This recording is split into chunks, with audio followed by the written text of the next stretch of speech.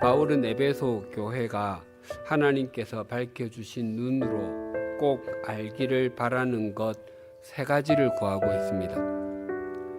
첫째는 부르심의 소망, 둘째는 기업의 영광의 풍성함, 그리고 셋째는 베푸신 능력의 지극히 크심입니다.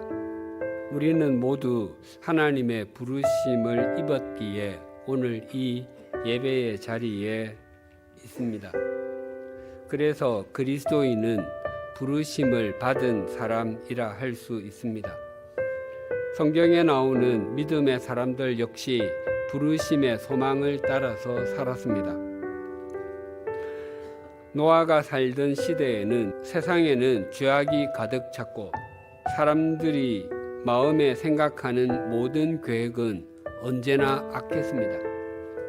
그런데 그런 시대에 한 사람, 노아는 달랐습니다.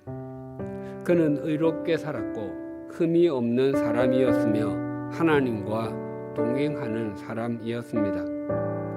또 갈대아인의 우르에 살던 아브라함은 하나님의 부르심을 받았습니다.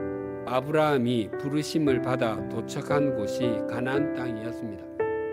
가나안 땅은 600수십 년 후에 아브라함의 후손, 즉 이스라엘 자손의 영원한 거주지가 되었습니다. 시대에도 마찬가지입니다. 예수님의 제자 중에서 스스로 찾아와서 제자가 되겠다고 말한 사람은 한 명도 없었습니다. 부르심의 소망을 따라서 산 제자들에 의해서 교회가 시작되게 되었고 복음이 로마 제국은 물론 이방 지역까지 퍼지게 되었습니다. 바울은 에베소 교회가 마음의 눈이 밝아지게 되어서 하나님의 부르심의 소망이 무엇인지 알게 되기를 기도한 후에 그 기업의 영광의 풍성함을 알게 되기를 기도하고 있습니다. 그 기업은 그의 기업, 즉 하나님의 기업을 뜻합니다. 그 기업, 하나님의 기업은 성경에서 3가지의 의미를 담고 있습니다. 첫째로 그 기업은 하나님 자신을 가리키는 것입니다. 이스라엘 자손을 출애굽하게 하여 가나안 땅에 들어가 그곳을 차지하게 하셨는데 그 땅을 차지하게 되는 과정이 제비를 뽑는 방법으로 분배하게 했습니다. 그런데 레위 지파는 제비를 뽑지 않았습니다. 그 이유가 하나님께서 그들의 품깃과 기업이 되셨기 때문입니다. 내가 누구냐와 함께 또 중요한 것은 나와 함께 하시는 분이 누구냐 하는 것입니다.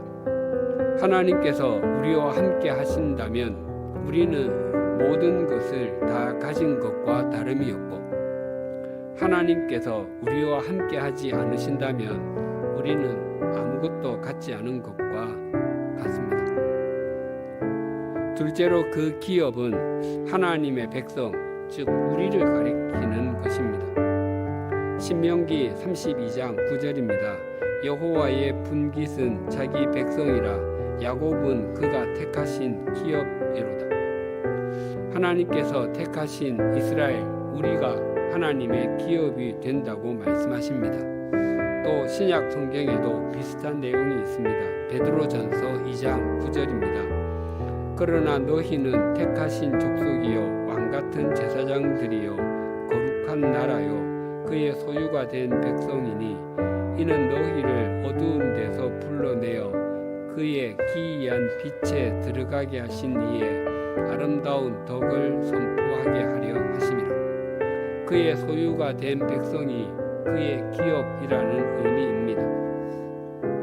혹 사람들이 우리를 무시하고 외면할지라도 우리는 하나님께서 택해 주신 사람들이고 혹 다른 사람들이 우리를 초라한 존재로 보고 하대한다 할지라도 우리는 다른 사람들을 하나님께 연결시켜주는 특별한 연결고리들이며 다른 사람들이 우리를 미미한 존재, 값 없는 존재로 여길지라도 우리는 하나님께 구별된 사람들이고 하나님께 속한 사람들이라고 합니다. 그래서 우리는 우리의 삶을 통해서 주님의 이름과 주님의 말씀을 선포하는 존재라고 말씀하시는 것입니다. 셋째로 그 기업은 하나님께서 우리에게 주신 것을 가리키는 것입니다. 제가 중고등학교에 다닐 때만 해도 교회에서 전해지는 말씀은 굉장히 내세적이었습니다. 땅에는 소망이 없고 하나님 나라에 소망이 있다는 내용이 자주 전해졌습니다. 그래서 교회에서는 왜 하늘 이야기만 하느냐?